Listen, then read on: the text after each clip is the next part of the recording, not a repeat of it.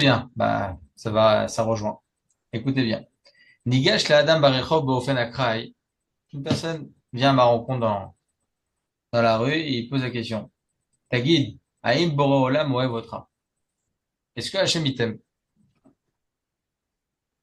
Intéressant quand même. Aïm Akadosh Baruch Hu Oev et Am Israël. Est-ce que Hachem il aime le peuple juif? Évidemment, qu'est-ce qu'on va dire? Alors, il y a une partie des gens qui vont répondre, le Yoder. J'y ai jamais pensé. En quoi, en fait, c'est important. Ça, c'est une partie des gens. Une autre partie va me dire, bah, évidemment, Bebadaï. C'est écrit comme ça, Bani Matem Lachem Elokechem. Vous êtes les enfants d'Hachem. Oulam, Rubam Itlaptu. Mitzad echad HaKadosh Baruch Hu mashpia alenu shefa kol tuv. Oulam, Me'asad Hasheni tirei kamat sarot milchavat va'asadot. D'un côté, Hachem, il nous donne beaucoup de bien, de bons, de choses extraordinaires. De l'autre côté, il nous donne aussi, malheureusement, des guerres, des souffrances. Aïm HaKadosh Baruch Hu evotanu. Est-ce que Hachem, il nous aime? J'aimerais juste vous lire ça parce que ça va répondre en même temps à la question de Monsieur Drey et en même temps, c'est en liaison avec la Megillah. אכן אנחנו נמצאים במצב מורכב. לעתים אנחנו רואים חסר אין סוף ילדים חמודים ונפלאים, חיים חדשים שנוספים לעולם. אולם לעתים אנחנו נחשפים אל הצד השני, מחלות, מלחמות ושאר מרעין בישין. On voit, Baruch Hashem, la bonté d'Hachem, des enfants qui viennent dans ce monde et en bonne santé, etc., etc. Et cetera. Et malheureusement, d'un autre côté, on voit des gens malades. On voit des choses pas bien. Et on fait Refoua Shema pour tel et un tel. Alors, quelle est la réponse? Aïe, Makadosh Baruch Hu, ouais, votano. Est-ce que Hachem, il nous aide? Écoutez bien. Amafteach la havanat advarim, la clé qui pourra nous donner une réponse claire, Tamun be Megillat Esther. C'est ancré dans la Megillat Esther. C'est aucun rapport avec la Megillat Esther, ce livre, hein. Aucun rapport. Je l'ai acheté parce que il fait partie des livres que j'adore. Il a écrit plusieurs livres, cet auteur, il s'appelle le Rav Posen, en Israël. Il a écrit plusieurs livres, Adraba, etc. Et chaque livre qu'il écrit, il touche directement les points que l'on pense. Ça veut dire, c'est vraiment des choses qui sont, mais vraiment très, très, très focalisées sur des choses. On y pense au jour le jour. Il a écrit sur la sinatrinam, etc. Le rôle Ah, de ma conférence que j'ai fait sur la sinatrinam, c'était sur ce livre. Oui, comment il s'appelle le Rav, vous avez dit, pardon? Laura Posen. Rav Yaakov? C'est Le le Rav Rav Non, Posen. Yaakov non, non, Posen. non. Non, non, non. Ah oui, c'est ça, Rav Yaakov Israël Posen. Oui. Comment Il vous a, connaissez? il a- Parce qu'il a écrit un livre, il n'a pas survécu à la Shoah ou quelqu'un de sa famille? Est-ce qu'il a écrit un livre sur la Shoah? C'est possible. Enfin, pas sur la Shoah, parce qu'il a, je crois, Pirkei Machashavot, ils ont traduit en français, et c'est un des livres qui m'a beaucoup marqué. Exactement. Il a écrit un livre qui s'appelle Mahashavot. Il est extraordinaire, quand même. Je vous assure, hein. Tous les livres qu'il écrit, mais c'est-à-dire qu'il le fait avec le cœur. Tous les livres, je les ai décortiqués 50 000 fois, hein. Et celui-là, il vient de sortir à peine. Je l'ai acheté direct. Mais ça coûte pas cher ici, c'est 19 shekels le livre. Tov. Ouais, 19 shekels un livre. Extraordinaire Mais quand même, hein. là, c'est extraordinaire. Mais c'est en forme d'histoire toujours comme ça ou c'est vraiment d'enseignement? Comment ça marche? Il y a tout. Il y a du drash, Hmm. d'explication, un concept d'explication, etc., explicatif, mais vraiment comme je suis en train de lire là maintenant. Et il y a aussi des histoires. En plein milieu, il peut y avoir des histoires, des trucs. Ouais, c'est hyper bien fait. Franchement, alors Comment il écoutez bien. s'appelle le livre? Comment il s'appelle le livre? Atov, Atov, Atov. Ah, d'accord. Euh, Alors il dit comme ça, Amafteach la Havana Tadvarim, la clé pour comprendre. Talmud Megillah Esther, c'est rapporté dans Megillah Esther. Bemaaseh Aman Mordechai, avec ce qui s'est passé avec Aman et Mordechai. Le Mashgiach Rabbi Meir Tuviav Polak Shlita Lokach Otanu Belemasa Mufla Bamegillah, Amelamed Otanu ala Yachas Shel Borei Olam Libnei Israël Be'et Hagalut. Il dit ici que le Rabbi Meir Tuviav Polak Shlita, un des grands Mashgiach en Israël, il nous emmène en fait dans un voyage de compréhension que toute la Megillah, elle est focalisée sur quoi? Sur l'amour, enfin, du moins, sur le yachas, comment on peut traduire le yachas? La compassion, c'est ça la compassion? Non, Parce comment on que va dire ça? Yachas en hébreu, ça veut dire tellement de trucs. Le yachas, c'est-à-dire la proximité, voilà. la proximité d'Hachem vis-à-vis du Ham Israël pendant l'exil. Mais toutes les exils, Megillat Esther enena rak tiout shel hameoraot הקשורים למאורות, c'est pas seulement une histoire. Et là, il mégalemet et tzipuro anisri shel Ham Israël et dorotav. Ça vient nous donner un ensemble, vraiment, hein, un ensemble de ce qu'est l'histoire du peuple juif de génération après génération pendant l'exil. La Megillah, elle commence par quoi? Par l'obscurité. Be'ester vegalut mara. On voit vraiment que le Ham Israël se trouve dans un exil, ok? On est après 70 ans d'exil. Le Ham Israël termine les 70 ans d'exil et on n'est toujours pas délivré. Donc on n'est pas bien. C'est vraiment l'obscurité pure et dure. Pourtant, on nous avait dit après 70 ans, toujours pas. Balev matrila leizdachel atrusha. Oulai ne'ales leisher kalanetzach. Dans notre cœur, on commence à s'interroger, est-ce qu'on va pas rester comme ça tout le temps maintenant? Est-ce qu'on va pas rester tout le temps en exil? Ça, c'est ce que le Ham Israël pensait à ce moment-là. Oulai lotet kuma le hamanifrar. Peut-être que le Ham Israël ne va pas revivre de ses cendres. Et là, à ce moment-là, que le Ham Israël, il est pas bien, il se passe quelque chose. Dans la ville de Shushan, il se passe une énorme tragédie. Esther, qui est, elle, la cousine de Mordechai. La nièce de Mordechai, excusez-moi. Nilkachat barzariut et bet amenucha.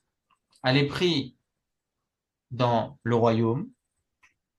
Mitnateket me'ama mikol mishparta. Elle est complètement déchirée de son peuple et de sa famille. Et pour compléter le tout, Aman aracha ole legdoula. Aman, il monte, ok, dans l'estime du roi. Mitmanel et Mishneh Lamelech Achashverosh, il devient second du roi Achashverosh. Vegozer la Hashmid, et il décrète, eh bien, la destruction de tout le peuple juif. Extraordinaire. C'est-à-dire qu'on était vraiment à le point, le pire du Ham Israël. Encore pendant 69 ans, on était bien. Pendant 69 ans, on était magnifique. On s'est dit, ah, ça y est, il reste quelques semaines, il reste quelques mois, ça y est. Et au bout de 70 ans, ça se termine, il n'y a rien. Et c'est Bédiouk, à ce moment-là, qu'Akadosh Baruch Hu fait quoi? Toute la tragédie, là. Aman, Esther dans le royaume, etc. Xerat Kedaya à Israël. Bédiouk, à ce moment-là, eh bien, il y a un décret de la destruction de tout le peuple juif. Là, il n'y avait plus de point d'interrogation dans le cœur des gens. C'est sûr, on est mort. Au sens propre et au sens figuré. On est fini. Akol nira chashur umar.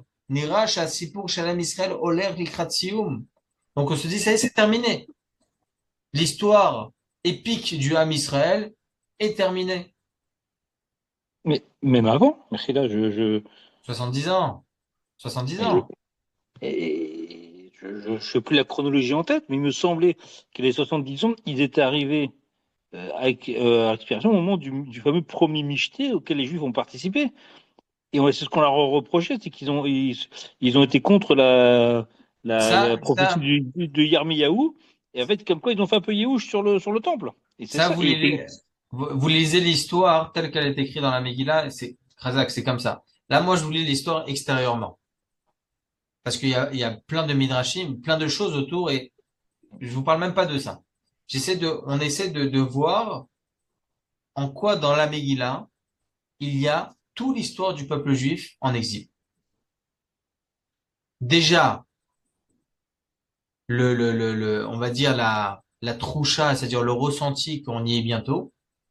Ensuite, on baisse les bras complètement. On est dans une amertume complète, un point d'interrogation. On se dit, mais quand est-ce qu'on va être délivré? Et c'est Bédiou, quand on se pose la question, qu'il y a encore pire qui arrive sur nous, eh bien, Xéra sur le Ham Israël, destruction du peuple juif, etc., etc. Et on le voit, hein, là, ces dernières années, tout ce qu'il y a pu avoir au Ham Israël, on le voit. À les moments les pires, dans la plus grande obscurité qu'on a pu être, eh bien, il y a encore une nouvelle couche de décrets qu'il y a eu sur notre tête. On le voit. C'est exactement ça. Exactement. Du mot à mot, comme avec Megillat Esther. ואז ברגע אחד מתהפך הגלגל במהירות. En un instant, la roue tourne. Shnat HaMelech nodedet.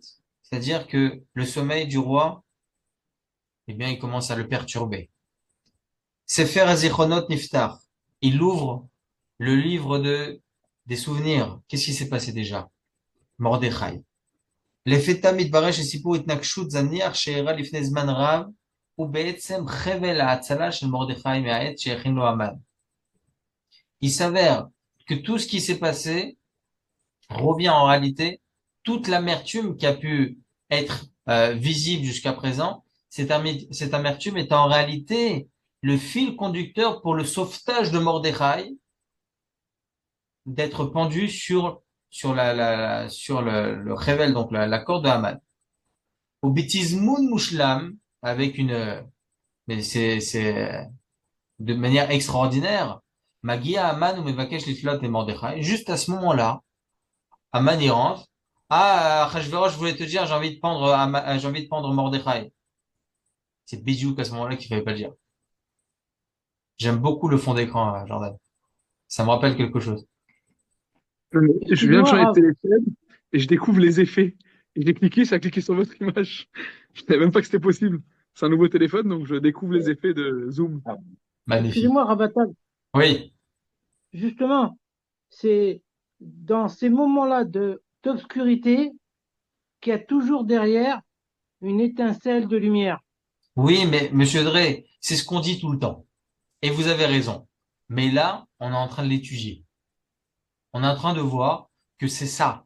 Ça veut dire que vraiment, dans la Megillat Esther, il y a en réalité toute l'histoire du peuple juif. Tout ce que vit le peuple juif en exil. Alors, attendez, une petite seconde. On va terminer, hein. De toute façon, c'est pas très long non plus. Mais étant donné que vous avez posé la question, je me suis dit, bam, vous m'avez donné l'idée de vous lire ce passage. Et écoutez bien. Donc, Achashverosh ouvre les livres.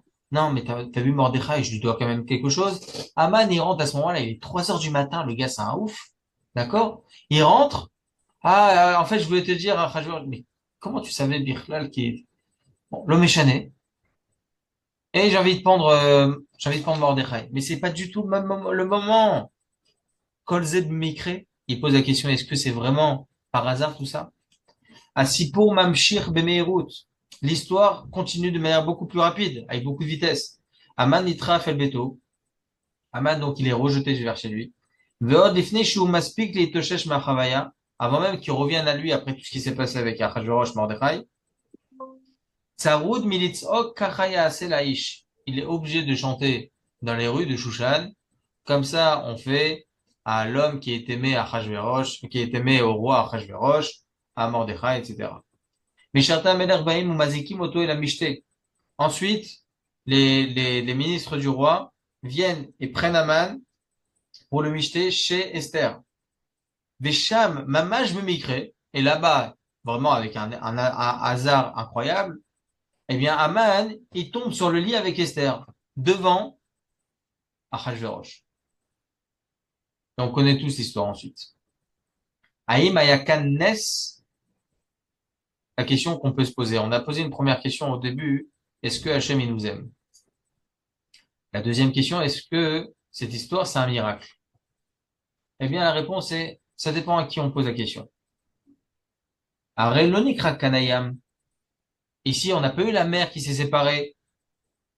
Boro Olam Lori Davnei Gabish. Et la Rakamat Serufim Mikrim. Hachem, il a rien fait de surnaturel. Écoutez bien l'histoire de Esther Amalka avec Mordechai, toute l'histoire de Purim. On n'a pas eu des choses surnaturelles.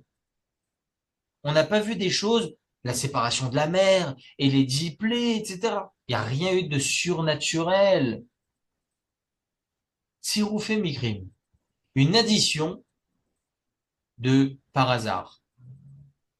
Bemikre Mordechai Ayaze Sheitzil et Amelech. Par hasard, c'est Mordechai qui a sauvé le roi. Des deux là, je me souviens plus comment il s'appelle, le méchané. Bemikre Sofra Amelech ikru Zot Bediuk Beoto Laila Shaman Bikesh Leshlot et Mordechai. Bediuk, par hasard, eh bien ceux qui écrivent dans les livres du roi, ils ont lu ça à Achashverosh le soir où Haman demande de pendre Mordechai. Et surtout par hasard, Haman, il tombe dans le lit de la reine avec la reine. Ulam kasha kol kach harbe bimikre mistarfim yachad. Lorsqu'il y a autant de par hasard qui s'additionnent et qui s'associent, à davar gorem lanu laharim et ha'enaim lema'ala. Eh bien, cette chose, eh bien, nous oblige presque à lever les yeux vers le ciel et dire merci Hachem. C'est ça l'exil du peuple juif. Dans la plus grande obscurité, on voit Hachem. Parce que il y a Esther Panim. Il n'y a pas la mer qui se sépare. Je vous l'ai dit là maintenant. Il n'y a pas les 10 plaies. Il n'y a rien de visible. C'est juste un ensemble de par hasard. Écoutez bien ce que dit le Gaon de Vilna. Il rapporte tout ce qu'on vient de dire maintenant avec une parabole. Bemalchut rechoka ushleva haylo meler gadol venora. Dans une contrée assez lointaine, il y a là-bas un roi qui vit, Baruch Hashem, velo ben yachid chacham venae. Il a un enfant unique, d'accord, un garçon unique, qui est assez sage, assez intelligent, joli, beau